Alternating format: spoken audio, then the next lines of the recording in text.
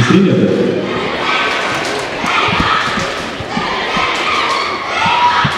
Naslednje so pa na vrsti iz osnovne šole Škofljica, to je že njihova tretja skupina, tokrat med starejšimi osnovnošolskimi četverskimi skupinami, to so Vrhnice.